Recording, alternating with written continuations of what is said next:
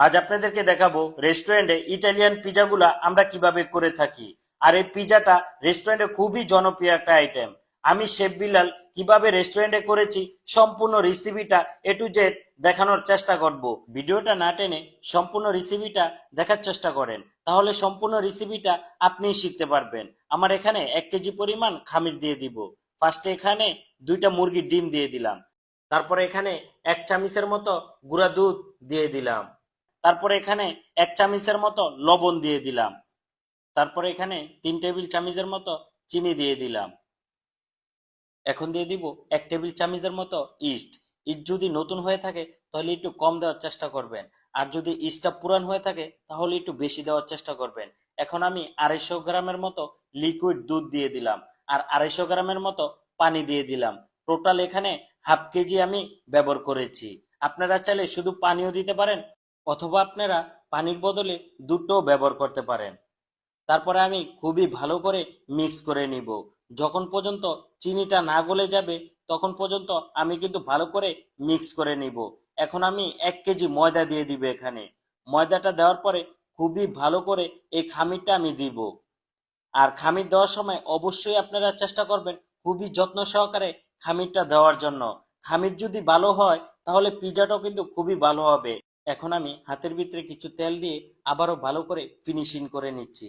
আর এই খামিরটা আপনারা আধা ঘন্টা থেকে 1 ঘন্টা রেখে দিবেন।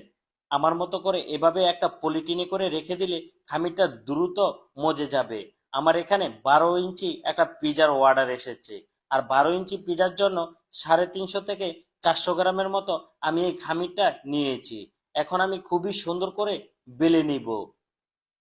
আপনারা যখন পিজার রুটিটা বেলে নিবেন খুবই সুন্দর করে বেলে নিবেন, যাতে চারের সাইড একেবারে সুন্দর মতো গোল হয়, তাহলে পিজাটা দেখতেও খুবই ভালো দেওয়া যাবে। আমার দেখেন 12 ইঞ্চি ডাইসের ভিতরে পিজার রুটিটা একটু বড় হয়েছে। এখন কিন্তু পিজার রুটিটা আস্তে আস্তে ক্ষিপে যাবে। এটা কিন্তু পিজার রুটির নিয়মই। পিজার রুটি ফার্স্টে বড় হয়ে থাকে, পরে কিন্তু আস্তে আস্তে ক্ষিপে যাবে। এখন পিজার রুটির সাইডটা খুবই সুন্দর করে ফিনিশিং করে নিচ্ছি। এখন আমি মজরেলা চিজটা গ্রেট করে নিব। এটা হলো গুড লাইফ চিজটা, আমরা রেস্টুরেন্টে ব্যবহার করে থাকি। আপনারাও চাইলে ব্যবহার করতে পারেন। গুড লাইফ চিজটা খুবই ভালো, আর খুবই সুন্দর একটা লেয়ার চলে আসে। আপনারা যে কোনো জায়গায় কিনতে পাবেন। এখন আমি একটু ছিদ্র করে নিচ্ছি রুটিটা। আর রুটিটা এভাবে করে আপনারা চাইলে কাঁটা চামচ দিয়েও ছিদ্র করে নিতে পারেন। এখন আমি চিলি সস দিয়ে দিলাম। আর এই সসটা দিচ্ছি, এই সসটা কিন্তু হাতে বানানো। আর এই হাতে বানানো সসটা আমি কিভাবে করেছি নেক্সট টাইমে কিন্তু আমি শেফ বিলাল আপনাদেরকে ভিডিও দেওয়ার চেষ্টা করব। তাহলে আপনারাও পারফেক্ট একটা পিৎজা তৈরি করতে পারবেন। আমি এখন একটু পেঁয়াজ দিয়ে দিলাম। তারপরে এখানে মজরেলা চিজ দিয়ে দিব। মজরেলা চিজটা একেবারে সুন্দর করে ঘুরে ঘুরে দিতে হবে। আপনারা চাইলে কিন্তু এই পিৎজাটা ফ্রাই প্যানেও তৈরি করতে পারেন। ফ্রাই প্যানে খুবই সহজে এই পিৎজাটা তৈরি করে খেতে পারবেন। ফ্রাই প্যানের ভিতরে পিৎজাটা দিয়ে তারপরে কিন্তু আপনারা উপরে দিয়ে ঢেকে দিবেন। ঢাকার পরে চুলার হিটটা একেবারে কম দেওয়ার চেষ্টা করবেন। এখন কিন্তু আমি চিকেন দিয়ে দিলাম। চিকেনটা কিন্তু আমার আগে রান্না করা আছে, আর এই ভিডিওটা আমার পেজে কিন্তু দেওয়া আছে। কিছুদিন আগে এই ভিডিওটা দিয়েছিলাম। তারপরে উপরে টপিকস দিয়ে দিব।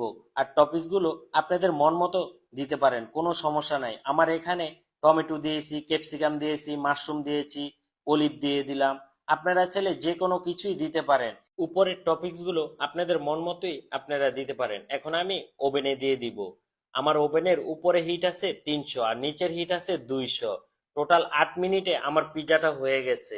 দেখেন আমার পিজার কালারটা কত সুন্দর একটা কালার চলে আসলো, আপনাদেরকে বলে বোঝাতে পারবো না। এখন আমি একটু ঘি দিয়ে সাইড গুলো খুবই সুন্দর করে ব্রাশ করে দিব, যাতে কালারটা আরো সুন্দর আসে এবং কি খুবই সুস্বাদু হয় এই পিজাটা। এভাবেই করে রেস্টুরেন্টে খুবই সহজে এই পিজাটা আমরা তৈরি করে থাকি। আমি কিন্তু এর ভিতরে অল্প একটু অরিগানো দিয়ে দিলাম, আপনারাও চাইলে দিতে পারেন।